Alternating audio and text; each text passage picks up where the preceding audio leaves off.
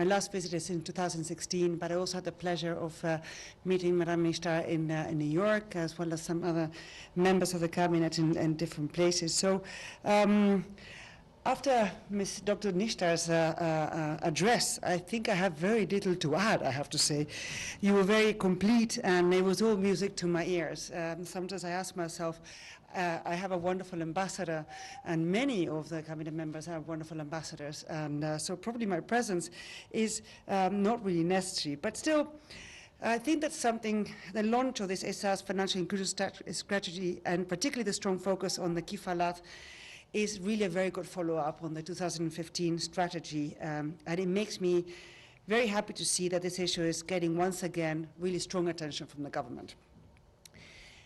Financial inclusion was already said before, but sort of financial inclusion matters, not because it's an end in itself. It's really because it's a means to create jobs, to take part in an increasingly digital economy, to protect oneself against sickness, a drought, or an accident, to build up a business, to give education to your children and to nourish your children.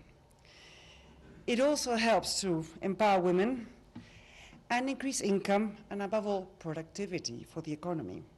So this is beneficial for individuals, families, communities, and for all of Pakistan. What is the situation today? Today, only 21% of adults in Pakistan have access to formal financial services, either through a traditional bank or branches banking, according to the latest FINDEX. This is an increase. In 2014, we had 13%, but we need to do a lot more. Also, if you look a little bit more in the figures, we see that the gender gap is also increased. Today, 35% of men have a bank account, while only 7% of women have a bank account. So clearly, we need to give more attention to this issue.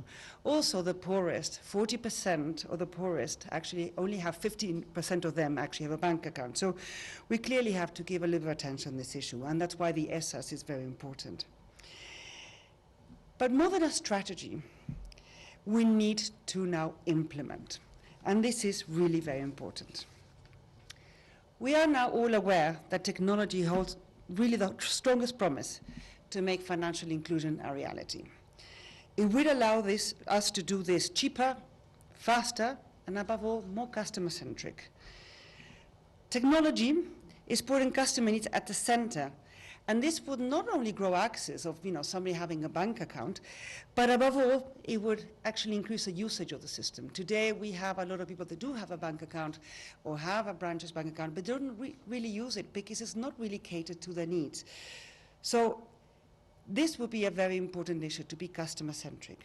And this would be sometimes bank-led, and sometimes by new entrants coming from the e-commerce, and sometimes from service delivery systems. So the diversity of the type of financial institutions will be key going forward. Now, to make this all a reality, we need connectivity across the board in the whole country. We need smartphones, not just feature phones. Sometimes long time ago, we would actually see that smartphone was a luxury item for a woman that is far away and sometimes cannot leave a house and has to sell products. Having a smartphone is not a luxury, it's like a link to the world. We need interoperability, not only among the mobile phone operators, but between the different payment systems. We need a retail payment system that is affordable to all players. We need affordable KYC and clear KYC processes. And of course, we need good regulation for financial technology, so giving these new innovations the possibility to enter the market and actually give us fantastic products that we can actually build upon. And in the case of women, we need to work even further on the issues of connectivity, given that they have less connectivity. Today, 33% of women have a mobile phone compared to 73% of men. And 45% of women who do not own a mobile phone reported that they were not permitted to own one by family members. So if we want to include women in the financial system, we really have to connect them. So for women, it's not only financial inclusion, it's also digital inclusion. Having said all of this, today we can celebrate. I am delighted to join the launch of the ESA's financial inclusion strategy. This strategy aims to ensure that the vital poverty alleviation support that the Benazir Income Support Programme brings to over 6 million women also supports their own financial inclusion. Starting in 2020, all the beneficiaries will receive a regular bank account on which they can transact. As a tagline for this approach, and you also mentioned, is one woman, one bank account. I think is formidable. It is also pleasing to see an overall financial inclusion strategy for ESAs. The goals that you just mentioned of prioritizing banking of informal workers, accelerating access to credit, and creating digital platforms to support access to nano loans are all extremely important. Let me congratulate Dr. Nishtar on all her efforts.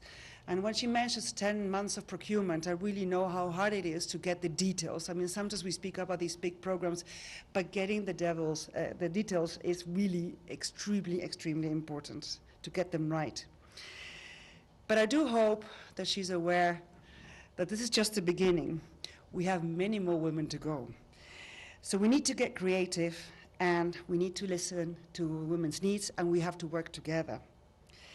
And lastly, I'd like to thank the Prime Minister, who is here today, for showing his support for financial inclusion as a key priority for driving Pakistan's economic and social development.